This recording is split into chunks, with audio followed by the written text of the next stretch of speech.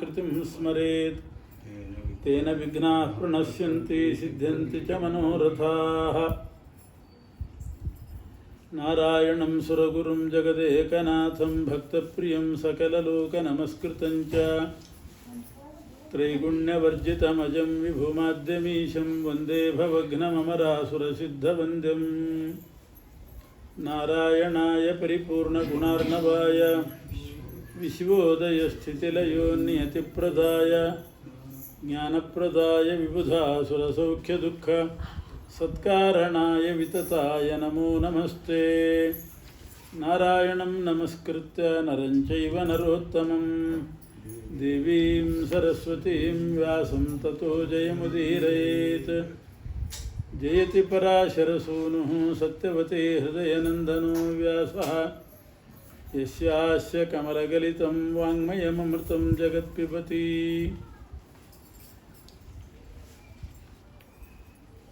द्वैपायनोष्ठपुटनिःसृतमप्रमेयं पुण्यं पवित्रमथ पापहरं शिवं च यो भारतं समधिगच्छति वाच्यमानं किं तस्य पुष्करजलैरभिषेचनेन।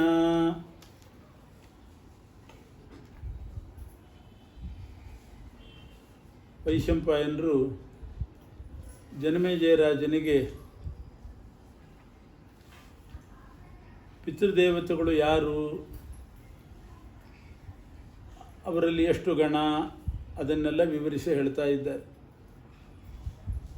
ಮೊದಲು ಶ್ರಾದ್ದ ದೇವ ಅನ್ನೋ ಹೆಸರು ಯಾಕೆ ಬಂತು ವೈವಸ್ವತ ಮನುವಿಗೆ ಅನ್ನೋದನ್ನು ವಿವರಿಸಿದರು. ಶಂತನು ಮಹಾರಾಜನಿಗೆ, ಶಂತನು ಚಕ್ರವರ್ತಿಗೆ ಮಾರ್ಕಂಡೇಯರು ಹೇಳಿದ್ದು, ಅದನ್ನು ಶಂತನು ಚಕ್ರವರ್ತಿ ಭೀಷ್ಮರಿಗೆ ಹೇಳಿದಂಥ ಚರಿತ್ರೆಯನ್ನು ಹೇಳ್ತಾ ಇದ್ದಾರೆ. ಹಿಂದೆ ಬ್ರಹ್ಮದೇವರಿಗೆ ಕೆಲವರು ಮಕ್ಕಳಿದ್ದರಂತೆ, ಚತುರ್ಮುಖ ಬ್ರಹ್ಮದೇವರ ಮಕ್ಕಳವರು. ಅವರು ಸ್ವಾರ್ಥಿಗಳಾಗಿ ಬಿಟ್ಟರು, ಪರಮಾತ್ಮನ ಆರಾಧನೆಯನ್ನು ಬಿಟ್ಟರು. ಅವರು ಬ್ರಹ್ಮದೇವರ ಮಕ್ಕಳು ದೇವತೆಗಳೇ, ಆದರೂ ಪರಮಾತ್ಮನ ಆರಾಧನೆಯನ್ನು ಬಿಟ್ಟು ಕೇವಲ ಸ್ವಾರ್ಥಿಗಳಾದರು. ಆವಾಗ ಬ್ರಹ್ಮದೇವರಿಗೆ ಸಿಟ್ಟು ಬಂತು, ನಿಮ್ಮನ್ನು ಹುಟ್ಟಿಸಿದ್ದೇ ಭಗವಂತನ ಆರಾಧನೆ ಪೂಜೆಗೋಸ್ಕರ ಅಂತ, ನೀವು ಅದನ್ನು ಬಿಟ್ಟು ಸ್ವಾರ್ಥಿಗಳಾಗಿದ್ದೀರಿ, ಆದ್ದರಿಂದ ನಿಮ್ಮ ಜ್ಞಾನ ನಾಶ ಆಗಲಿ ಅಂತ ಶಾಪ ಕೊಟ್ಟರು ಬ್ರಹ್ಮದೇವರು. ಹೀಗೆ ಬ್ರಹ್ಮದೇವರೇ ತಮ್ಮ ಮಕ್ಕಳಿಗೆ ಜ್ಞಾನ ನಾಶ ಆಗಲಿ ಅಂತ ಶಾಪ ಕೊಟ್ಟರು. ಜ್ಞಾನವೇ ಮನುಷ್ಯನಿಗೆ ಪ್ರಧಾನ. ಹಣ ಇದ್ದರೂ ಇರಲಿ, ಇಲ್ಲದಿದ್ದರಲ್ಲಿ ಜ್ಞಾನಿ ಅಂತಂದರೆ ಅದಕ್ಕೆ ಮಹಾ ಬೆಲೆ ಇದೆ. ಜ್ಞಾನವೇ ಲೋಪ ಆಗೋಯಿತು, ಜ್ಞಾನ ನಾಶ ಆಗೋಯಿತು. ಆಗ ಬ್ರಹ್ಮದೇವರ ಮಕ್ಕಳು ತಮ್ಮ ತಂದೆ ಬ್ರಹ್ಮದೇವರ ಹತ್ತಿರ ಕಾಲಿಗೆ ಬಿದ್ದು ಬೇಡಿಕೊಂಡ್ರು, ನಮಗೆ ಪುನಃ ಜ್ಞಾನ ಹೇಗೆ ಬಂದೀತು ಅಂತ. ಆಗ ಕರುಣೆಯಿಂದ ಬ್ರಹ್ಮದೇವರು ಹೇಳಿದರು, ನಾವಂತೂ ಶಾಪ ಕೊಟ್ಟಿದ್ದೀವಿ ನಿಮಗೆ, ನಾನಂತೂ ಕೊಟ್ಟಿದ್ದೇನೆ, ಜ್ಞಾನ ನಾಶ ಆಗಿದೆ. ನೀವು ಪುನಃ ಜ್ಞಾನ ಪಡಿಬೇಕಾದರೆ ನಿಮ್ಮ ಮಕ್ಕಳಿಂದ ಉಪದೇಶ ಪಡೀರಿ ಅಂತಂದು. ನಿಮ್ಮ ಮಕ್ಕಳ ಹತ್ರನೇ ಹೋಗ್ರಿ, ಜ್ಞಾನ ಉಪದೇಶ ಪಡೀರಿ. ಆಗ ಅವರು ಬ್ರಹ್ಮದೇವರ ಮಾತಿನಂತೆ ತಮ್ಮ ಮಕ್ಕಳ ಹತ್ರ ಹೋದರು. ಹೋಗಿ ಎಲ್ಲ ಜ್ಞಾನವನ್ನು ಸಂಪಾದನೆ ಮಾಡಿದರು. ಮಕ್ಕಳಿಂದಲೇ ಉಪದೇಶ ಪಡೆದು ಜ್ಞಾನ ಸಂಪಾದನೆ ಮಾಡಿದರು. ಆ ಮಕ್ಕಳು ಕೂಡ ತಮ್ಮ ತಂದೆಗಳಿಗೆ ಉಪದೇಶ ಮಾಡಿದರು. ಎಲ್ಲ ಮಾಡಿ ಜ್ಞಾನವನ್ನು ಕೊಟ್ಟು ಕಳಿಸುವಾಗ ಮಕ್ಕಳೇ ಹೋಗಿ ಬರ್ರಿ ಅಂತ ಅಂದ್ರಂತೆ. ಇವರಿಗೆ ಬೇಜಾರಾಯಿತು, ನಮ್ಮ ಮಕ್ಕಳು ನಮ್ಮನ್ನೇ ಮಕ್ಕಳು ಅಂತಾರಲ್ಲ ಅಂತ. ಪುತ್ರಕಾಹ ಅಂತ ಕರೀತಾರೆ, ಮಕ್ಕಳೇ ಅಂತಂದರು. ಬಹಳ ಬೇಜಾರಾಯಿತು. ಬ್ರಹ್ಮದೇವರ ಹತ್ರ ಬಂದು ಹೇಳಿದರು, ತಮ್ಮ ತಂದೆ ಹತ್ತಿರ ಬ್ರಹ್ಮದೇವರ ಹತ್ರ ಹೇಳಿದರು, ನಾವೇನೋ ನಮ್ಮ ಮಕ್ಕಳಿಂದ ಉಪದೇಶ ಪಡೆದ್ವಿ, ಆದರೆ ಅವರು ನಮಗೆ ಜ್ಞಾನೋಪದೇಶ ಕೊಟ್ಟಿದ್ದೀವಿ ಅನ್ನೋ ಅಹಂಕಾರದಿಂದ ನಮ್ಮನ್ನೇ ಮಕ್ಕಳು ಅಂತ ಹೇಳ್ತಾ ಇದ್ದಾರೆ. ಮಕ್ಕಳೇ ಹೋಗಿ ಬರ್ರಿ ಅಂತ ಅಂದರೆ ಏನರ್ಥ? ಅವರು ನಮ್ಮ ಮಕ್ಕಳು, ನಾವು ಅವರಿಗೆ ತಂದೆಗಳು, ನಮ್ಮನ್ನೇ ಮಕ್ಕಳು ಅಂತ ಇದ್ದಾರೆ. ಆಗ ಬ್ರಹ್ಮದೇವರು ಹೇಳಿದರು, ಅದರಲ್ಲೇನೂ ದುಃಖ ಪಡೋ ಕಾರಣ ಇಲ್ಲ. ಅವರು ನಿಮಗೆ ಮಕ್ಕಳು, ನೀವು ಅವರಿಗೆ ಮಕ್ಕಳು. ಅವರಿಗೆ ನೀವು ಪಿತೃಗಳು, ನಿಮಗೆ ಅವರು ಪಿತೃಗಳು ಅಂತ ಅಂದರು. ಯಾಕೆ ಅಂದರೆ ಪಿತೃ ಅಂತಂದರೆ ಬರೀ ದೇಹ ಕೊಟ್ಟವನಷ್ಟೇ ಪಿತೃ ಅಲ್ಲ. 5 ಜನ ಪಿತೃಗಳಿರ್ತಾರೆ ಒಬ್ಬನಿಗೆ. ಲೋಕದಲ್ಲಿ ಹುಟ್ಟಿದ ಮೇಲೆ 5 ಮಂದಿ ಪಿತೃಗಳು. ಒಂದು ಜನ್ಮ ಕೊಟ್ಟ ಪಿತೃ ಒಬ್ಬ, ಅವನು ಪಿತೃವೇ. ಉಪನಯನ ಮಾಡಲಿ ಹೊತ್ತಿಗೆ ಅವನು ಇದ್ದಿಲ್ಲ ಅಂತಂದರೆ ಯಾರು ಉಪನಯನ ಮಾಡ್ತಾನೋ ಅವನು ಪಿತೃವೇ ಆಗ್ತಾನೆ. ಎಷ್ಟೇ ಉಪನೀತಾಚ, ಉಪನಯನ ಮಾಡಿದವನು ಪಿತೃ ಅಂತ ಅನಿಸ್ಕೊಳ್ತಾನೆ. ಅಥವಾ ಯಾರು ಪಾಠ ಹೇಳಿ ಜ್ಞಾನ ಉಂಟು ಮಾಡ್ತಾರೆ ಅವರೂ ಪಿತೃಗಳೇ ಆಗ್ತಾರೆ. ಅನ್ನ ಹಾಕೋ ಯೋಗ್ಯತೆ ಇಲ್ಲ ಹಡದವನಿಗೆ ಅಂತಂದರೆ ಯಾರು ಅನ್ನ ಹಾಕಿ ಸಾಕ್ತಾರೆ ಅವನೂ ಪಿತೃ ಆಗ್ತಾನೆ. ಇನ್ನು ಜ್ಯೇಷ್ಠ ಭ್ರಾತ, ಹಿರಿಯ ಅಣ್ಣ, ಅವನು ಪಿತೃ ಅಂತ ಅನಿಸ್ಕೊಳ್ತಾನೆ.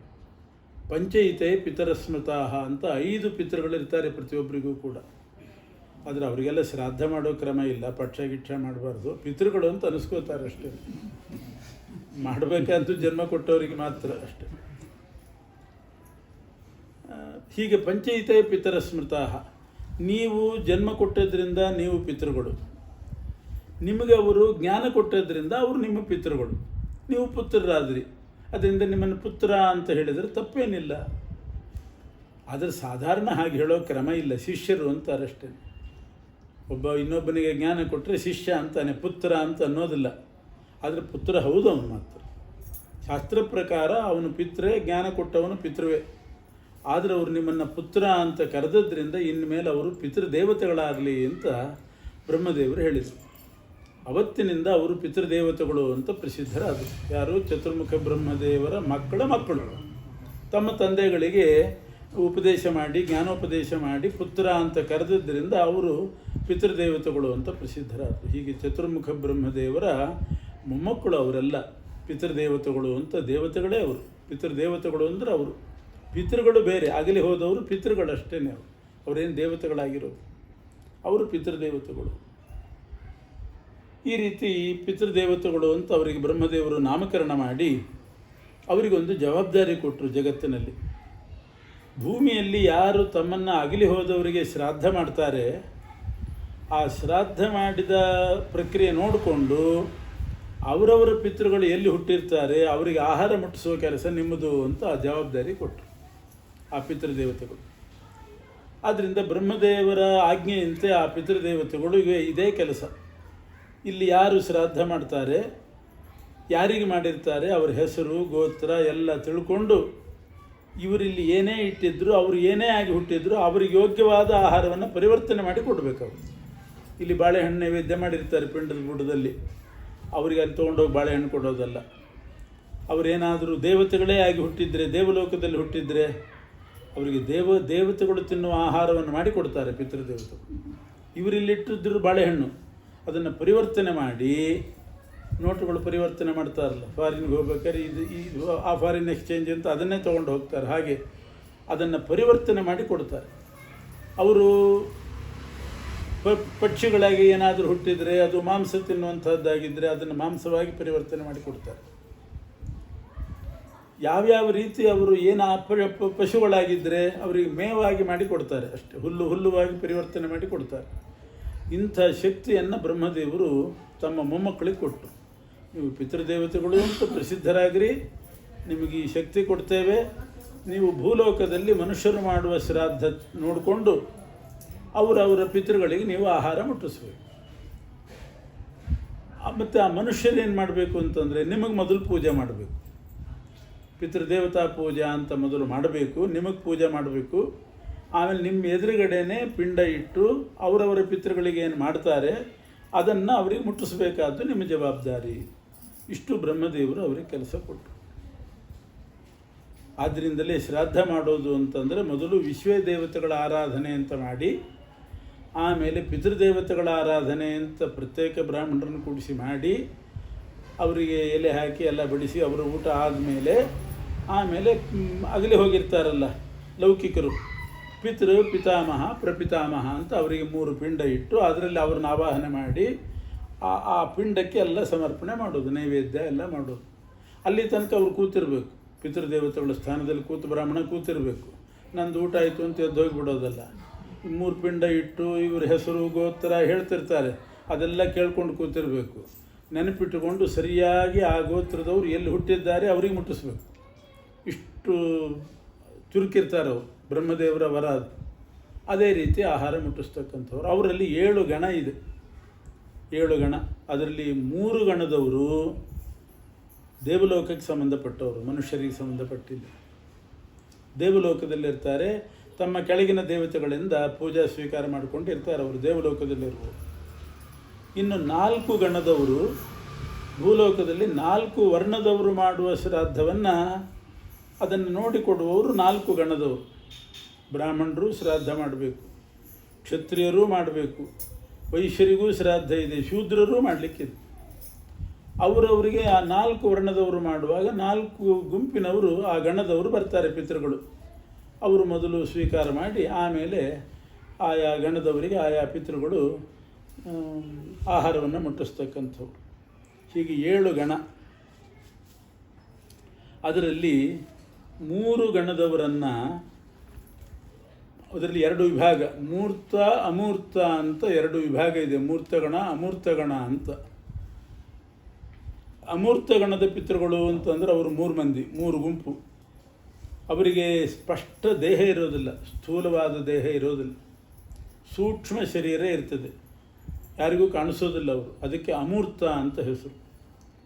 ಅವರಲ್ಲಿ ವೈರಾಜರು, ಅಗ್ನಿಶ್ವಾತ್ತರು, ಬರ್ಹಿಷದರು ಅಂತ 3 ಗುಂಪಿದೆ. ಆ 3 ಗುಂಪಿನವರಿಗೂ ಕೂಡ ಅಮೂರ್ತರು ಅಂತಲೇ ಹೆಸರು.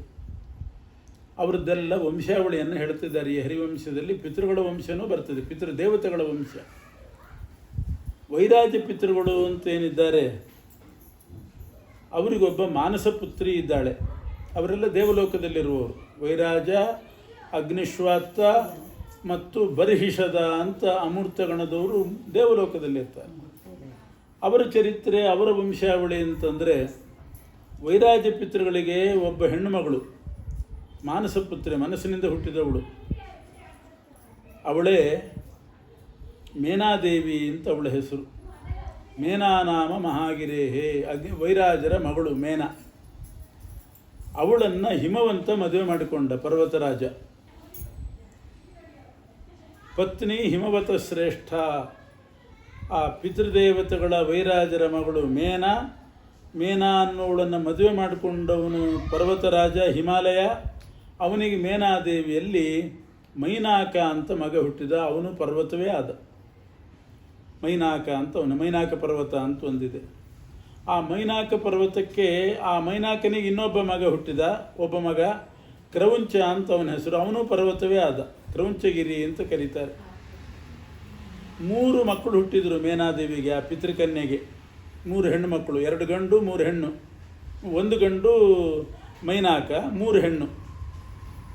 ಅಪರ್ಣ, ಏಕಪರ್ಣ, ಏಕಪಾಟಲ ಅಂತ 3 ಹೆಣ್ಣು ಮಕ್ಕಳು ಮೇನಾದೇವಿಗೆ. ಅಪರ್ಣ ಅಂತಂದರೆ ಅವಳೇ ಪಾರ್ವತೀ ದೇವಿ. ಅಪರ್ಣ ಅಂದರೆ ಪಾರ್ವತೀ ದೇವಿ. ಹಿಮವತ್ ಪರ್ವತನಿಗೆ ಮೇನಾದೇವಿಯಲ್ಲಿ ಹುಟ್ಟಿದವಳು. ಮೇನಾದೇವಿ ಪಿತೃದೇವತೆಗಳ ಮಗಳು. ಇವತ್ತು ಜಗತ್ ಪ್ರಸಿದ್ಧಳಾದಂಥ ಪಾರ್ವತಿ ಅಥವಾ ಅನ್ನಪೂರ್ಣೇಶ್ವರಿ ಅಂತೇನಂತೀವಿ, ಅವಳು ಪಿತೃದೇವತೆಗಳ ಮಗಳು, ಮೊಮ್ಮಗಳು, ಮಗಳು, ಮೇನಾದೇವಿಯ ಮಗಳು. ಆ ಮೇನಾದೇವಿ ಅಂತಂದರೆ ಹಿಮಾಲಯದ ಹತ್ತಿರದಲ್ಲೇ ಇದ್ದಾಳೆ ಅವಳು ಕೂಡ. ಮಾಣ ಅಂತ ಒಂದು ಊರಿದೆ. ಬದ್ರಿಗೆ ಹೋದವರು ಅಲ್ಲಿಂದ, ಬದ್ರಿಯಿಂದ ಮಾಣ ಅಂತ ಒಂದು ಮಿಲ್ಟ್ರಿಯವರಿರುವ ಏರಿಯಾ, ಅದು ಮಾಣ ಅಂತ ಒಂದು ಊರು. ಅಲ್ಲಿ ತನಕ ರೋಡ್ ಇದೆ. ಅಲ್ಲಿಂದ ಮುಂದೆ ವ್ಯಾಸಗೂ ಹೇಗೆ ಹೋಗಬೇಕು. ಆ ಮಾಣ ಅಂತೇನಿದೆ, ಅದು ಮಾಣ ಅಲ್ಲ, ಅದು ಮೇನಾ. ಅದು ನಂಬಾಯಲ್ಲಿ ಮಾಣ ಆಗಿದೆ ಅಷ್ಟು. ಅದು ಮೇನಾ ಅಂತಂದರೆ ಅವಳೇ ಹಿಮವಂತನ ಹೆಂಡತಿ ಮೇನಾದೇವಿ, ಪಿತೃದೇವತೆಗಳ ಮಗಳು. ಅಲ್ಲಿ ಪರ್ವತ ರೂಪದಿಂದ ಇದ್ದಾಳವಳು. ಹಿಮಾಲಯ ಪರ್ವತ ರೂಪದಿಂದ ಅಲ್ಲಿದ್ದಾನೆ. ಆ ಮೇನಾದೇವಿಗೆ 3 ಮಕ್ಕಳು. ಪಾರ್ವತಿ ರುದ್ರದೇವರ ಹೆಂಡತಿ ಆದಳು. ಏಕಪರ್ಣ ಅಂತ ಒಬ್ಬಳು. ಏಕಪರ್ಣ ಅಂತಂದರೆ ಅವಳು ಬಹಳ ತಪಸ್ಸು ಮಾಡಿದ್ಲಂತೆ. ದಿನಕ್ಕೆ 1 ಎಲೆ ತಿಂತಿದ್ಲಂತೆ. ಪರ್ಣ ಅಂದರೆ ಎಲೆ ಅಂದರೆ ಪತ್ರೊಳ್ಳೆ ಅಲ್ಲ, ಸೊಪ್ಪಿನ ತುಂಡು.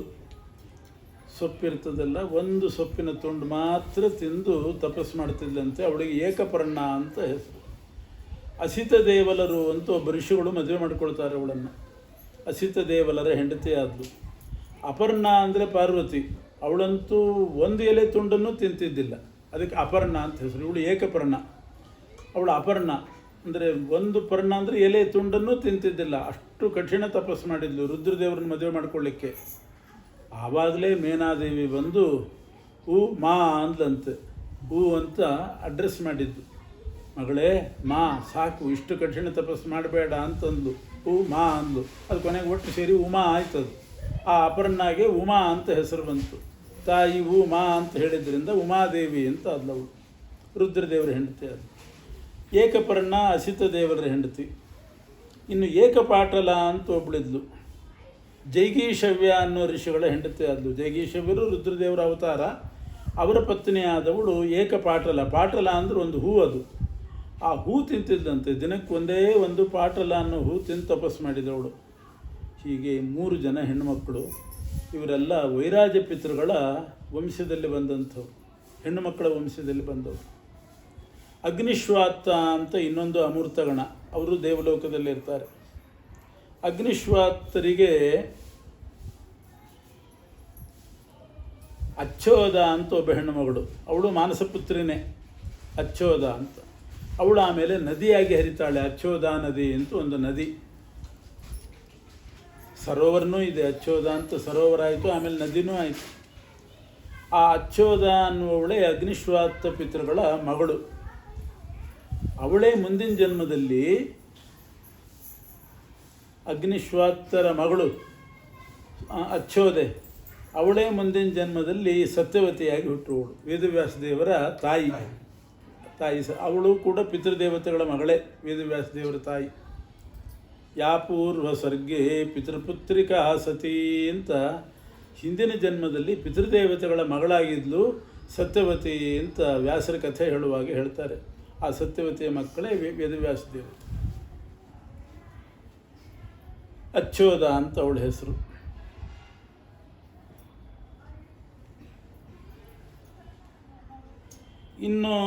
ಇನ್ನೊಂದು ಗಣ ಅಗ್ನಿಶ್ವಾತ್ತರಿದ್ದ ಹಾಗೆ ಅಮೂರ್ತ ಗಣ, ಮತ್ತೊಂದು ಬರ್ಹಿಷದರು ಅಂತ ಆ ಗಣ. ಅವರು ಅಮೂರ್ತರೆ, ಅವರಿಗೂ ಸೂಕ್ಷ್ಮ ಶರೀರ, ಸ್ಥೂಲ ದೇಹ ಇರೋದಿಲ್ಲ. ಅವರ ಮಗಳೇ ಮಾನಸಪುತ್ರಿನೇ ಪೀವರಿ ಅಂತ ಅವಳ ಹೆಸರು. ಪೀವರಿ ಶುಕಾಚಾರ್ಯ ಹೆಂಡತಿ ಅವಳು. ವೇದವ್ಯಾಸ ದೇವರ ಮಕ್ಕಳ ಶುಕಾಚಾರ್ಯ ಹೆಂಡತಿ ಆದವಳು. ಶುಕಾಚಾರ್ಯರು ಸನ್ಯಾಸಿಗಳು ಅಂತ ಕೆಲವರು ತಿಳ್ಕೊಂಡಿದ್ದಾರೆ. ಅವರು ಮೊದಲು ಹಾಗಿದ್ದರು, ಆದರೆ ಅವರು ಮದುವೆ ಮಾಡಿಕೊಂಡ್ರು ಶುಕಾಚಾರ್ಯ. ಪೀವರಿ ಅಂತನೂ ಹೆಂಡತಿ ಇದ್ಲು ಅಂತ ಉಂಟು. ಹೀಗೆ ಶುಕಾಚಾರ್ಯರ ಪತ್ನಿ ಪೀವರಿ, ಅವಳು ಪಿತೃದೇವತೆಗಳ ಮಗಳೇ. ಆ ಪೀವರಿಗೆ 4 ಗಂಡು ಮಕ್ಕಳು, ಅವರೆಲ್ಲ ಯೋಗಾಚಾರ್ಯರು. ಕೃಷ್ಣ, ಗೌರ, ಪ್ರಭು, ಶಂಭು ಅಂತ ಮಹಾಯೋಗಿಗಳು ಮಕ್ಕಳಾಗಿ ಹುಟ್ಟುತ್ತಾರೆ ಆ ಪೀವರಿಗೆ. ಹಾಗೆ ಕೃತ್ವಿ ಅಂತ ಒಬ್ಬ ಹೆಣ್ಣು ಮಗಳು ಹುಟ್ಟುತ್ತಾಳೆ. ಅವಳೇ ಬ್ರಹ್ಮದತ್ತ ಅನ್ನೋ ರಾಜನ ಮಹಿಷಿ ಆದಳು. ಬ್ರಹ್ಮದತ್ತನಿಗೆ ಬ್ರಹ್ಮದತ್ತಸ್ಯ ಇವಳು ಜನನಿ, ತಾಯಿ ಆದಳು, ಬ್ರಹ್ಮದತ್ತ ರಾಜನ ತಾಯಿ. ಇಷ್ಟು 3 ಅಮೂರ್ತಗಣದವರ ವಂಶಾವಳಿ ಇದು. ಇನ್ನು 4 ಮಂದಿ ಮೂರ್ತಗಣದವರು ಅಂತ ಕರೀತಾರೆ. ಅವರಿಗೆ ಸ್ಥೂಲ ದೇಹ ಇರ್ತದೆ, ಎಲ್ರಿಗೂ ಕಾಣಿಸ್ಕೊಳ್ತಾರೆ ದೇವತೆಗಳಿಗೆ. ಸುಕಾಲರು ಅಂತ ಒಂದು ಗಣ, ಮೂರ್ತಗಣದಲ್ಲಿ ಸುಕಾಲರು. ಬ್ರಾಹ್ಮಣರು ಆರಾಧನೆ ಮಾಡ್ತಾರೆ. ಅವರು ಬ್ರಾಹ್ಮಣರು ಶ್ರಾದ್ದ ಮಾಡುವಾಗ ಪಿತೃದೇವತೆಗಳ ಪೂಜೆ ಅಂದರೆ ಸುಕಾಲ ಅನ್ನುವ ಗಣದವರ ಪೂಜೆ ಮಾಡೋದು.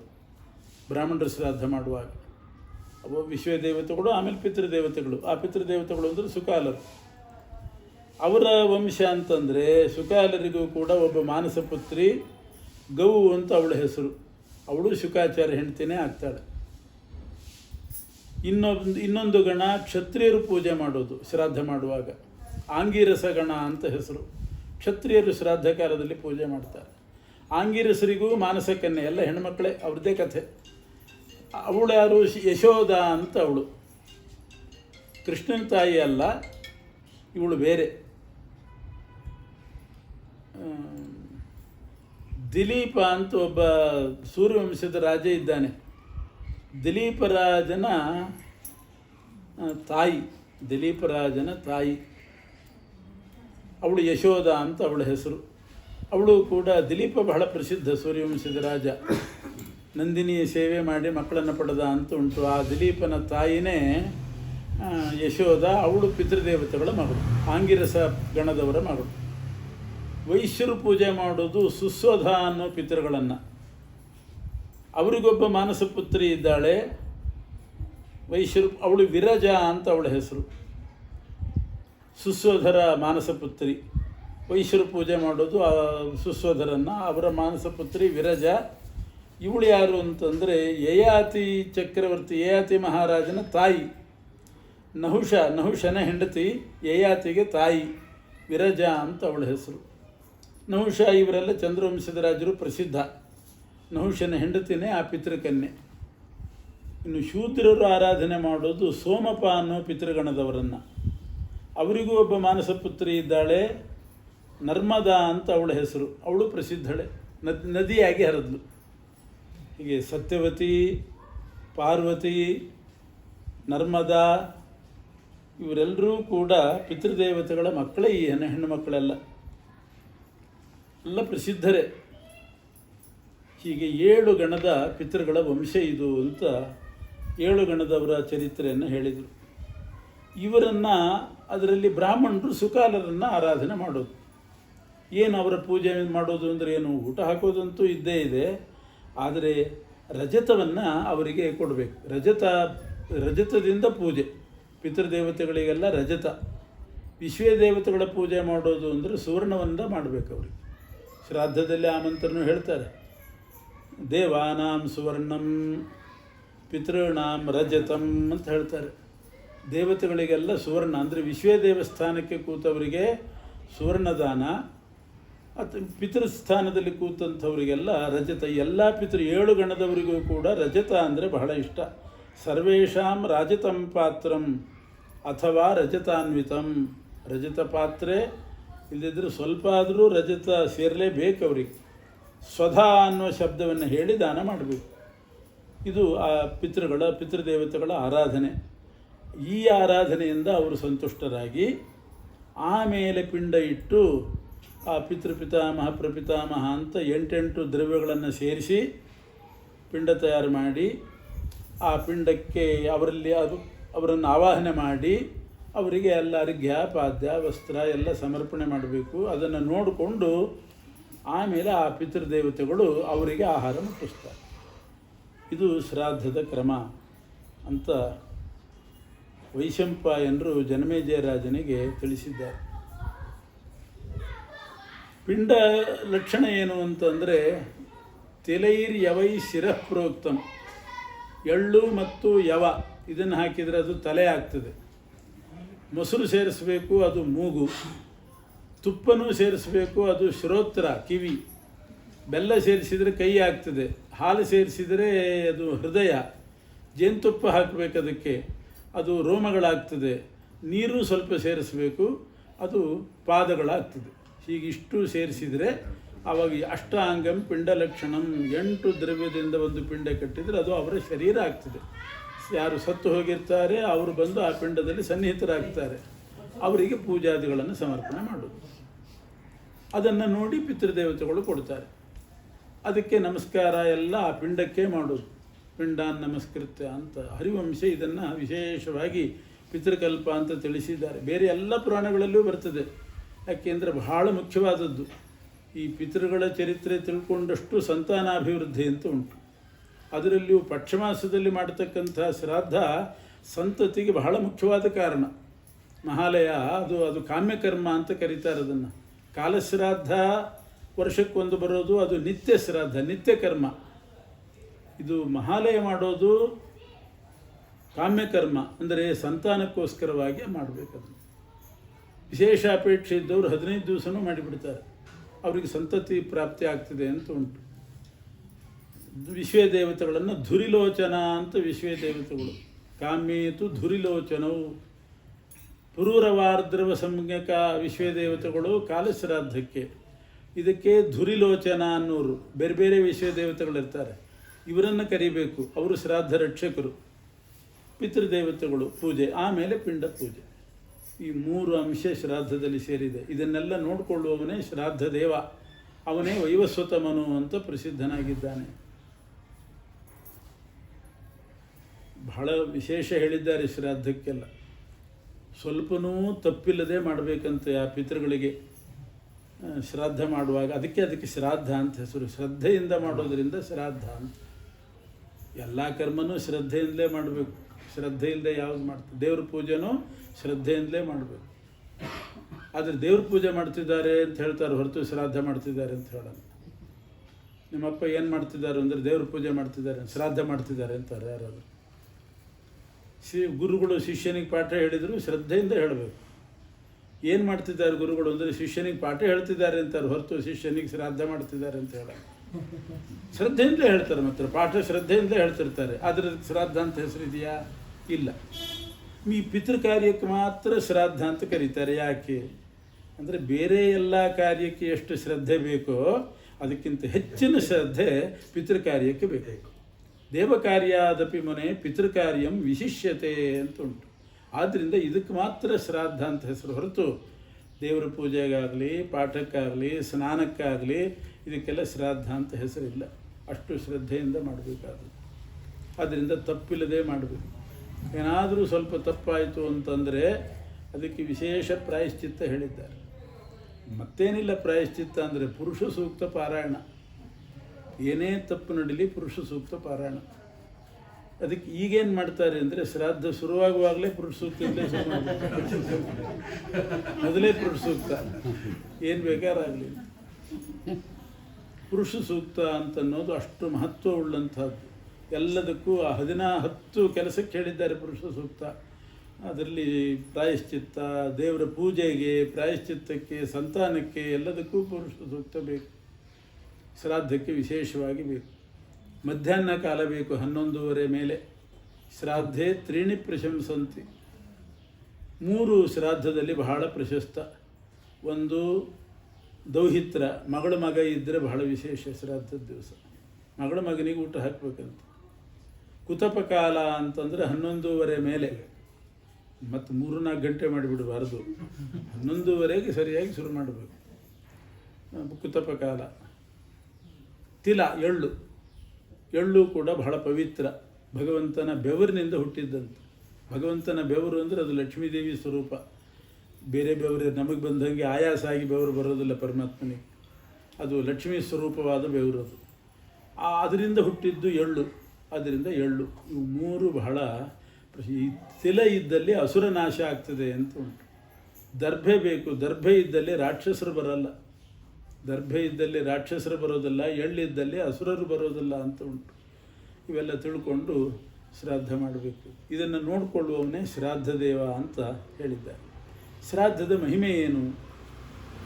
ಶ್ರಾದ್ದ ಮಾಡೋದ್ರಿಂದ ಏನು ಲಾಭ? ಅದಕ್ಕೆ ಅದೊಂದು ಕಥೆ ಹೇಳ್ತಾರೆ. ಕೌಶಿಕ ಅಂತ ಒಬ್ಬ ಋಷಿ ಇದ್ದಂತೆ ಹಿಂದೆ. ಆ ಕೌಶಿಕ ಅನ್ನುವ ಋಷಿಗೆ 7 ಜನ ಶಿಷ್ಯರಿದ್ದರು. ಆ ಮಕ್ಕಳು ಗಾರ್ಗ್ಯಾಚಾರ್ಯರ ಶಿಷ್ಯರವರು. ತಂದೆ ಸತ್ತ ಮೇಲೆ ಗಾರ್ಗ್ಯಾಚಾರ್ಯರಲ್ಲಿ ಓದ್ತಿದ್ದರಂತೆ. ಕೌಶಿಕರ ಮಕ್ಕಳು ಗಾರ್ಗ್ಯಾಚಾರ್ಯ ಶಿಷ್ಯರು. ಅವರು ಗಾರ್ಗ್ಯಾಚಾರ್ಯರು ಇವರನ್ನು ಶಿಷ್ಯರನ್ನು ಒಂದು ಸಲ ದನ ಮೇಯಿಸ್ಕೊಂಡು ಬನ್ನಿ ಅಂತ ಕಳಿಸಿದ್ರಂತೆ. ಗುರು ಶುಶ್ರೂಷೆ ಅಂತ ಗುರುಗಳ ಮನೆಯಲ್ಲಿ ಸೇವೆ ಮಾಡಬೇಕು, ಗುರು ಸೇವೆ ಮಾಡಬೇಕು. ಆವಾಗ ಒಳ್ಳೆ ವಿದ್ಯೆ ಬರ್ತದೆ. ಗುರು ಶುಶ್ರೂಷೆಯ ವಿದ್ಯೆ ಅಂತ. ಚೆನ್ನಾಗಿ ಅವ್ರಿಗೆ ವಿದ್ಯೆ ಬರಲಿ ಅಂತ ಗುರುಗಳು ಶುಶ್ರೂಷೆ ಮಾಡಿಸ್ಕೋತಾ ಇದ್ದರು. ದನ ಮೇಯಿಸ್ಕೊಂಡು ಬನ್ನಿ ಅಂತ ಕಳಿಸಿದ್ದಾರೆ. ಇವರು 7 ಮಂದಿನೂ ಬಂದರು. ದನ ಹೊಡ್ಕೊಂಡು ಬಂದರು ಕಾಡಿಗೆ. ದೂರ ಬಂದುಬಿಟ್ಟಿದ್ದಾರೆ. ಮೇಲೆ ಎಚ್ಚರಿಕೆ ಇಲ್ಲದೇನೆ. ಮಧ್ಯಾಹ್ನ ದಾಟಿತು, ಹಸಿವೆ ಆಯಿತು, ಏನೂ ಆಹಾರ ಸಿಗಲಿಲ್ಲ. ಕೊನೆಗೆ ಎಲ್ಲರೂ ಸೇರಿ ತೀರ್ಮಾನ ಮಾಡಿ ಒಂದು ದನನೇ ಕೊಂದುಬಿಟ್ರು. ದನ ಕೊಂದು ಅದರ ಮಾಂಸ ತಿಂದು ಬಿಡೋಣ ಅಂತ ಹೊರಟರು. ತಿಂದರು. ತಿನ್ನುವಾಗ 7 ಮಂದಿ ಅಣ್ಣ ತಮ್ಮಂದರಲ್ಲಿ ಕೊನೆಯವನು ಹೇಳಿದ್ನಂತೆ, ಇದು ಅಪರೂಪದ ಪದಾರ್ಥ ತಿಂತಾ ಇದ್ದೀವಿ. ಹೀಗೆಲ್ಲ ಅಪರೂಪದ ಪದಾರ್ಥ ತಿನ್ನುವಾಗ ಪಿತೃಗಳಿಗೆ ಸಮರ್ಪಣೆ ಮಾಡಿ ತಿನ್ನಬೇಕು. ಪಿತೃಗಳಿಗೆ ಮಾಡಿ ಆಮೇಲೆ ಅಪರೂಪದ ಪದಾರ್ಥ ತಿನ್ನಬೇಕು ಅಂತಿರೋದು. ಹೊಸ ಬೆಳೆ ಬಂದಾಗ ಹಿಂದೆಲ್ಲ ಮಾಡ್ತಿದ್ರು, ಈಗೆಲ್ಲ ನಿಂತು ಹೋಗಿದೆ. ಹೊಸ ಬೆಳೆ ಬಂದು ಕೂಡಲೇ ಸುಗ್ಗಿ ಕಾಲದಲ್ಲಿ ಮೊದಲು ಶ್ರಾದ್ದ ಮಾಡೋರು. ಪಿತೃದೇವತೆಗಳಿಗೆ ಅವರಿಗೆಲ್ಲ ಸಮರ್ಪಣೆ ಮಾಡಿ ಆಮೇಲೆ ಆ ಧಾನ್ಯ ಇವರು ಉಪಯೋಗಿಸ್ಬೇಕು. ಹಿಂಗೆ ಕ್ರಮ. ಅಥವಾ ಏನಾದರೂ ದೊಡ್ಡ ಲಾಟ್ರಿ ಹೊಡಿತು, ದೊಡ್ಡ ಸಂಪತ್ತು ಬಂತು ಅಂತಂದರೆ ಮೊದಲು ಶ್ರಾದ್ದ ಮಾಡೋದು. ಅಪರೂಪದ ಪದಾರ್ಥ ತಿನ್ನುವಾಗ ಪಿತೃಗಳಿಗೆ ಸಮರ್ಪಣೆ ಮಾಡೇ ತಿನ್ನಬೇಕು. ಹೀಗೆ ಒಂದು ಕ್ರಮ. ಅಥವಾ ಯಾರಾದರೂ ಬ್ರಾಹ್ಮಣರು ಬಂದರೆ, ಅಪರೂಪದ ಬ್ರಾಹ್ಮಣರು ಮನೆಗೆ ಬಂದರೆ ಅವತ್ತೂ ಶ್ರಾದ್ದ ಮಾಡ್ತಿದ್ರಂತ. ಬಂದವರಿಗೆಲ್ಲ, ಪಿತೃಗಳಿಗೆ. ಯಾಕೆಂದರೆ ಅಪರೂಪದ ಬ್ರಾಹ್ಮಣರು ಬಂದಿದ್ದಾರೆ, ದೊಡ್ಡ ಪಂಡಿತರು, ಮತ್ತು ಶ್ರಾದ್ದದ ದಿನ ಇವರು ಸಿಗ್ತಾರೋ ಇಲ್ಲೋ. ಶ್ರಾದ್ದದ ದಿನ ಸಿಗದಿದ್ದರೆ ಏನು ಮಾಡೋದು? ಅಪರೂಪದ ಪಂಡಿತರು, ಇನ್ನು 15 ದಿನ ಬಿಟ್ಟು ಶ್ರಾದ್ದ ಇದೆ, ಮುಂಚೆನೇ ಬಂದಿದ್ದಾರೆ ಅವರು, ಯಾರೋ ಒಬ್ಬರು ಬಂದರು, ಅವತ್ತೇ ಶ್ರಾದ್ದ ಮಾಡಿಬಿಡೋದು. ಮತ್ತು 15 ದಿವಸ ಬಿಟ್ಟ ಮೇಲೆ ಕಾಲ ಶ್ರಾದ್ದ ಮಾಮೂಲು ಮಾಡೋದು. ಇವರು ಬಂದಿದ್ದಾರೆ. ನಮಗೊಂದು ಸಲ ಹಾಗೇ ಆಯಿತು. ಕಾಶಿಗೆ ಹೋದಾಗ ಅಲ್ಲಿ ಒಬ್ಬರು ಕರ್ನಾಟಕದವರು ಇದ್ದರು. ಯಾವುದೋ ಒಂದು ಗೋಷ್ಠಿಗೆ ಹೋಗಿದ್ವಿ ಕಾಶಿಗೆ, ಒಂದು 15 ದಿವಸ. ಕೊನೆಯ ದಿವಸ ಅಲ್ಲಿಂದ ಹೊರಡುವಾಗ ಅವ್ರ ಮನೆಯಲ್ಲಿ ಶ್ರಾದ್ದ, ವಸ್ತ್ರ ಅದು ಇದು ಎಲ್ಲ ದಾನ ಮಾಡಿದರು, ವೈಭವದಿಂದ ಶ್ರಾದ್ದ ಮಾಡಿದರು. ಇವತ್ತೇ ಸರಿಯಾಗಿ ಶ್ರಾದ್ದನ ಅಂತ ಕೇಳಿದ್ವಿ. ಇಲ್ಲ, ಇನ್ನು 15 ದಿವಸ ಬಿಟ್ಟಿದೆ ಅಂದರು. ಮತ್ತು ಇವತ್ತೇ ಮಾಡಿದ್ರಲ್ಲ ಅಂದರೆ ನಿಮ್ಮಂಥವ್ರು ಸಿಗಬೇಕಲ್ಲ ಅಂತಾರೆ. ಬಂದಿದ್ದೀರಿ ಗೋಷ್ಠಿಗೆ ಅಂತ ಅನಾಯಸ ಶ್ರಾದ್ದ ಮಾಡಿಬಿಟ್ಟೆ ನಾನು ಅಂತಂದು. ಇಲ್ದಿದ್ರೆ ಅಲ್ಲಿ ಇಲ್ಲಿ ಸಿಗಬೇಕು ಸುಧಾ ಪಂಡಿತರು, ಆಕಾಶಿಯಲ್ಲಿ ಯಾರ್ಯಾರೋ ಇರ್ತಾರೆ ಪಂಡಿತರು, ಅವರು ಇಂಥ ಯೋಗ್ಯರು ಸಿಗಬೇಕಲ್ಲ ಅಂತ ಅವ್ರದ್ದು ಭಾವನೆ. ಹಾಗೆ ಮಾಡೋ ಕ್ರಮ. ಆದ್ದರಿಂದ ಕೊನೆ ತಮ್ಮ ಹೇಳ್ತಾನೆ, ಅಪರೂಪದ್ದು ಪದಾರ್ಥ ತಿಂತಾ ಇದ್ದೀವಿ, ಅದನ್ನು ನಾವು ಶ್ರಾದ್ದ ಮಾಡಿ ತಿನ್ನಬೇಕು ಹಾಗೆ ಅಂತ.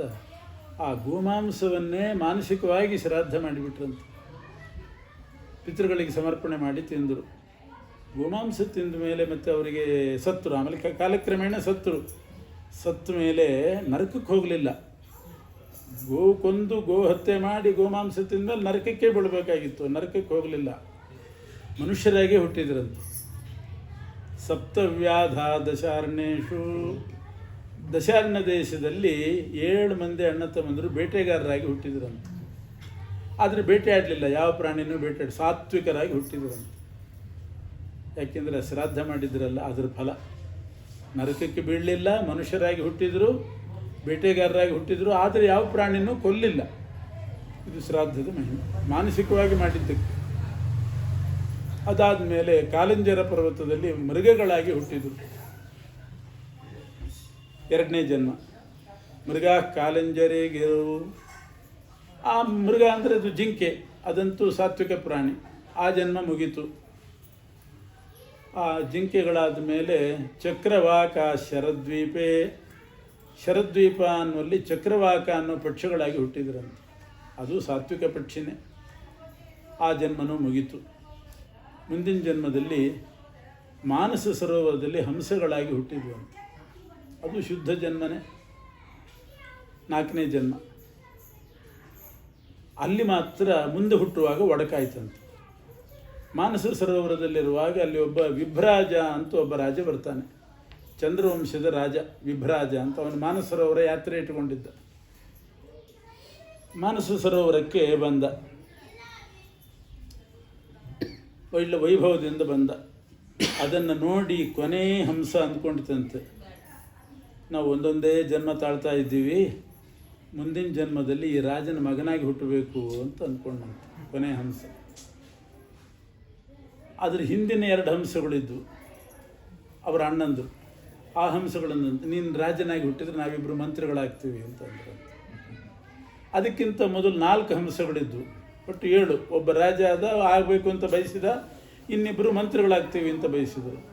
ಮೊದಲು 4 ಹಂಸಗಳಂದಂತೆ ರಾಜ ಮಂತ್ರಿ ಆಗೋದ್ರಲ್ಲಿ ಏನು ಸ್ವಾರಸ್ಯ ಇಲ್ಲ, ನಾವು ವೈದಿಕ ಬ್ರಾಹ್ಮಣರಾಗಿ ಹುಟ್ಟಬೇಕು ಅಂತ ಅಂದ್ಕೊಂಡ್ರಂತೆ. ಅದೇ ಸ್ವಾರಸ್ಯ. ಎಲ್ರಿಗೂ ಈಗೀಗ ಅರ್ಥ ಆಗ್ತಾಯಿದೆ. ಸುಮ್ಮನೆ ನಾವು ವೈದಿಕ ಬ್ರಾಹ್ಮಣರಿದ್ದರೆ ಚೆನ್ನಾಗಿರ್ತದೆ ಅಂತ ಸ್ವಾರಸ್ಯ ಇಲ್ಲ ಬೇರೆದ್ರಲ್ಲಿ ಅಂತ. ಕಿರಿಕಿರಿ ಜಾಸ್ತಿ, ಅವ್ರದ್ದು ಇವ್ರದ್ದು ಮೇಲಧಿಕಾರಿಗಳದ್ದೆಲ್ಲ. ವೈದಿಕ ಬ್ರಾಹ್ಮಣರಾದರೆ ಭಾಳ ಚೆನ್ನಾಗಿರ್ತದೆ. ನಾವು ವೈದಿಕ ಬ್ರಾಹ್ಮಣರಾಗಬೇಕು, ವೇದ ಪಾರಂಗತರಾಗಬೇಕು ಅಂತ ಬಯಸಿದ್ರಂತೆ. ಹಾಗೇ ಆಯಿತು. ಮುಂದಿನ ಸಲ ಹುಟ್ಟುವಾಗ ಕೊನೆ ಹಂಸ ಬ್ರಹ್ಮದತ್ತ ಅನ್ನೋ ರಾಜನಾಗಿ ಹುಟ್ಟಿದ. ಅಲ್ಲಿ ಹಿಂದೆ ಬಂದಿತ್ತು ಬ್ರಹ್ಮದತ್ತ ಅಂತ.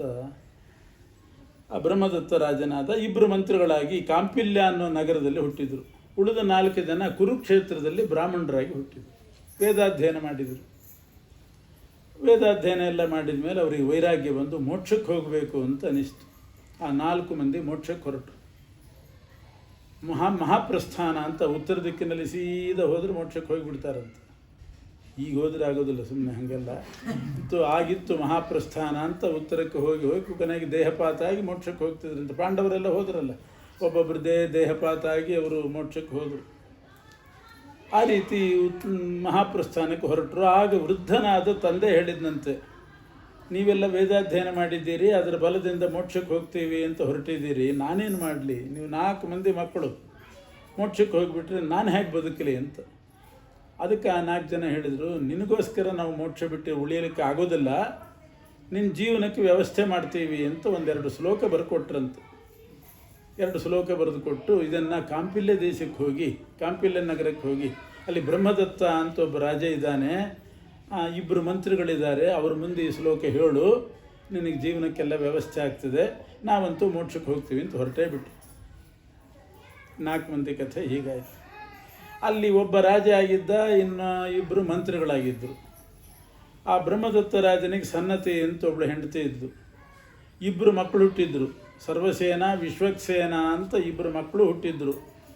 ಅಲ್ಲಿ ಏನು ದುರಂತ ಆಯಿತು ಅಂತಂದರೆ, ಆ ರಾಜ ಮಂತ್ರಿ ಆದದ್ದಕ್ಕೆ ಒಂದು ದಿವಸ ಬ್ರಹ್ಮದತ್ತ ಮಂಚದ ಮೇಲೆ ಮಲಗಿದ್ದಂತೆ, ಪಕ್ಕದಲ್ಲಿ ಹೆಂಡತಿ ಇದ್ದಾಳೆ, ಗೋಡೆ ಕಡೆ ತಿರುಗಿ ಮಲಗಿದ್ದ. ಆ ಗೋಡೆ ಕೆಳಗಡೆ ಗೆದ್ದಲು ಹುಳಗಳ ಸಾಲು ಹೋಗ್ತಾ ಇತ್ತಂತೆ, ಹುಳ ಸಾಲು. ಅದನ್ನು ನೋಡ್ತಾ ಮಲಗಿದ್ದ, ಇದ್ದಕ್ಕಿದ್ದಂಗೆ ನಕ್ಕು ಬಿಟ್ಟನಂತೆ. ನಕ್ಕು ಕೂಡಲೇ ಪಕ್ಕದಲ್ಲಿ ಹೆಂಡತಿ ಕೇಳಿದ್ರು, ಯಾಕೆ ನಗ್ತಿದ್ದೀರಿ, ಏನು ಯೋಚನೆ ಮಾಡಿ ನಕ್ಕ್ರಿ ನೀವು? ಏನು ಯೋಚನೆ ಮಾಡಿ ನಕ್ಕ್ರಿ? ಏನಿಲ್ಲ, ಹುಳುಗಳ ಮಾತು ಕೇಳಿ ನಗು ಬಂತು ಅಂತ ಇವನು ಹೇಳಿದ. ಅವಳಿಗೆ ನಂಬಿಕೆ ಆಗ್ತಾ ಇಲ್ಲ. ಹುಳುಗಳು ಮಾತಾಡೋದು ಅಂದ್ರೇನು, ಅದು ನಿಮಗೆ ಕೇಳಿಸೋದು ಅಂದ್ರೇನು, ಅದು ನಗು ಬರುವಂಥದ್ದು ಏನಿತ್ತು, ಅದೆಲ್ಲ ಸುಳ್ಳು ಹೇಳ್ತಿದ್ದೀರಿ, ಸತ್ಯ ಹೇಳ್ರಿ.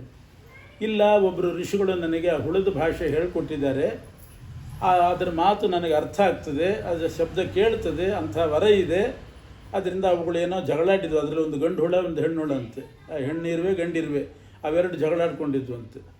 ಮನುಷ್ಯರು ಸಮಾಧಾನ ಮಾಡ್ಕೋಬೋದು, ಏನು ಪರವಾಗಿಲ್ಲ, ಹುಳಗಳೇ ಜಗಳಾಡ್ತಿರ್ತಾವಂತೆ, ಗೆದ್ದು ಹುಳ. ಅವು ಜಗಳ ಕೇಳಿ ನನಗೆ ನಗು ಬಂತು ಅಂತ ಇವನು ಹೇಳಿದ. ಅವಳಿಗೆ ಸ್ವಲ್ಪ ಕುತೂಹಲ ಆಯಿತು. ಹಾಗಾದರೆ ಏನು ಮಾತಾಡಿಕೊಂಡ್ರು ಹೇಳ್ರಿ ಅಂತ ಬೇರೆ ಕೇಳಿದ್ಲು.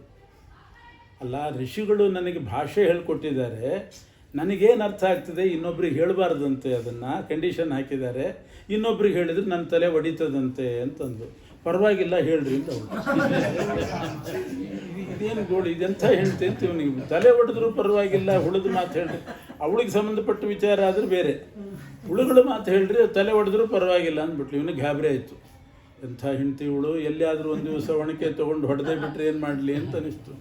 ಬೆಳಗಾಗೋದೇ ಕಾಯ್ತಿದ್ದ. ಬೆಳಗಾದ ಕೂಡಲೇ 2 ಮಂತ್ರಿಗಳನ್ನು ಕರೆದ. ನನಗೆ ಯಾಕೋ ಈ ಮನೆಯಲ್ಲಿ ಮುಂದುವರಿಸಲಿಕ್ಕೆ ಹೆದರಿಕೆ ಆಗ್ತಿದೆ, ಇವಳು ನೋಡಿದರೆ ಇಂಥ ಸ್ವಭಾವದವಳು, ತಲೆ ಹೊಡೆದ್ರೂ ಪರವಾಗಿಲ್ಲ ಅಂತಾಳೆ, ಯಾವತ್ತಾದರೂ ಹೊಡಿತಾಳೆ, ಆದ್ದರಿಂದ ನಾನು ಕಾಡಿಗೆ ಹೋಗಿಬಿಡ್ತೇನೆ ಅಂತ ಕಾಡಿಗೆ ಹೊರಟುಬಿಟ್ಟು. ಮಂತ್ರಿಗಳು ನಾವು ಬರ್ತೇವೆ ಅಂತ ಅವರು ಬಂದರು. ಹೀಗೆ ಮನೆಯಲ್ಲಿ ಹೆದರಿ ಇವನು ಕಾಡಿಗೆ ಬಂದ. 7 ದಿನ ತಪಸ್ಸು ಮಾಡಿದ. ನಾರಾಯಣ ದೇವರು ಪ್ರತ್ಯಕ್ಷರಾಗಿ ಹೇಳಿದರು, ನೀನೇನು ಭಯ ಪಡಬೇಕಾಗಿಲ್ಲ, ಮನೆಗೆ ಹೋಗು, ಎಲ್ಲ ಒಳ್ಳೆಯದಾಗ್ತದೆ ಅಂದರು. ಮತ್ತು ವಾಪಸ್ ಬಂದ. ಅಷ್ಟೆ.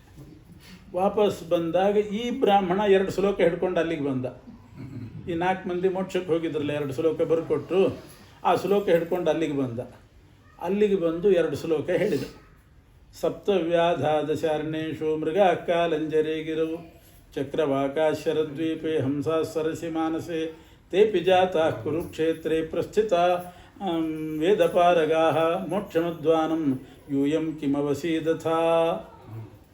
ಇದರ ಅರ್ಥ ಇಷ್ಟೇ. 7 ಜನ ಅಣ್ಣ ತಮ್ಮಂದಿರಿದ್ದರು. ಅವರು ಗೋಹತ್ಯೆ ಮಾಡಿದರು, ಆಮೇಲೆ ಬೇಟೆಗಾರರಾಗಿ ಹುಟ್ಟಿದರು, ಜಿಂಕೆಗಳಾಗಿ ಹುಟ್ಟಿದರು, ಚಕ್ರವಾಕ ಪಕ್ಷಿಗಳಾದರು, ಮಾನಸ ಸರೋವರದಲ್ಲಿ ಹಂಸ ಆದರು. ಆಮೇಲೆ 4 ಜನ ಮೋಕ್ಷಕ್ಕೆ ಹೊರಟಿದ್ದಾರೆ. ನೀವು 3 ಜನ ಇಲ್ಲಿ ಹೆಂಡತಿ ಕೈಲಿ ಸಿಗಾಕೊಂಡು ಯಾಕೆ ಒದ್ದಾಡ್ತಿದ್ದೀರಿ ಅಂತ ಅರ್ಥ. ಯೂಯಂ ಕಿಮವಸೀದಥಾ. ಇಷ್ಟು ಹೇಳಿದ ಕೂಡಲೇ ಬ್ರಹ್ಮದತ್ತನಿಗೆ ನೆನಪು ಬಂತು, ಆ ರಾಜನಿಗೆ ನೆನಪು ಬಂತು. ಓ, ನಮ್ಮ ಅಣ್ಣಂದರೆಲ್ಲ ಮೋಕ್ಷಕ್ಕೆ ಹೋಗ್ತಿದ್ದಾರೆ, ನಾನು ಇಲ್ಲಿ ಒದ್ದಾಡ್ತಿದ್ದೀನಿ ಅಂತ ನೆನಪು ಬಂತು. ಆಮೇಲೆ ವೈರಾಗ್ಯ ಬಂತು. ವೈರಾಗ್ಯ ಬಂದು ಸಾತ್ವಿಕನಾಗಿ ಹೆಂಡ್ತಿನ ಕರೆದು ಹೇಳ್ತಾ, 1 ವಾರಕ್ಕೆ ಮುಂಚೆ ಕಾಡಿಗೆ ಹೋಗಿದ್ದೆ, ಬೇಜಾರಾಗಿ ಹೋಗಿದ್ದೆ, ನಿನಗೆ ಹೆದರಿ, ಈಗ ನಿಜವಾಗೂ ವೈರಾಗ್ಯ ಬಂದಿದೆ, ನಮ್ಮ ಅಣ್ಣಂದರೆಲ್ಲ ಮೋಕ್ಷಕ್ಕೆ ಹೋಗ್ತಿದ್ದಾರೆ, ನಾನು ಹೋಗ್ತೇನೆ ಕಾಡಿಗೆ, ಮೋಕ್ಷಕ್ಕೆ ಹೋಗ್ತೇನೆ ಅಂತ ಹೊರಟ. ಆಗ ಹೆಂಡ್ತಿ ಹೇಳಿದ್ದು, ನಿಮಗೆ ಈ ವೈರಾಗ್ಯ ಬರಲಿ ಅಂತಲೇ ಅವತ್ತು ಆ ಮಾತಾಡಿದ್ದು ನಾನು ಅಂದವು. ಅವತ್ತು ಆ ಮಾತಾಡಿದ್ದರಿಂದ ನಿಮಗೆ ಬೇಜಾರಾಗಿ ಕಾಡಿಗೆ ಹೋದ್ರಿ, ದೇವರು ಒಳ್ಳೇದಾಗ್ತದೆ ಅಂತ. ನೋಡಿ, ಈಗ ಒಳ್ಳೇದಾಯ್ತು, ನಿಮಗೂ ಹಿಂದಿನ ಜನ್ಮದ ಸ್ಮರಣೆ ಬಂತು, ವೈರಾಗ್ಯ ಬಂತು, ಮೋಕ್ಷಕ್ಕೆ ಹೋಗ್ತಿದ್ದೀರಿ. ಇದೆಲ್ಲ ಆಗಲಿ ಅಂತಲೇ ನಾನು ಹೇಳಿದೆ. ನಿಮ್ಮ ಅಣ್ಣಂದರು ಮೋಕ್ಷಕ್ಕೆ ಹೋದದ್ದು ನನಗೆ ಗೊತ್ತಿತ್ತು, ನೀವು ಮಾತ್ರ ಇಲ್ಲಿ ಸಂಸಾರದಲ್ಲಿ ಬಿದ್ದಿದ್ರಿ, ನಿಮ್ಮನ್ನು ಮೋಕ್ಷಕ್ಕೆ ಕಳಿಸ್ಲಿಕ್ಕೆ ನಾನು ಆ ಮಾತಾಡಿದೆ ಅಂತ. ಇವನಿಗೆ ಆಶ್ಚರ್ಯ ಆಯಿತು. ನನ್ನ ಹಿಂದಿನ ಜನ್ಮದ ಕಥೆ ನಿನಗೆ ಹೇಗೆ ಗೊತ್ತು ಅಂತ ಕೇಳಿದೆ. ನಾನ್ಯಾರು ಗೊತ್ತಾ ಅಂದ್ಲವಳು. ನೀನು ಯಾರು?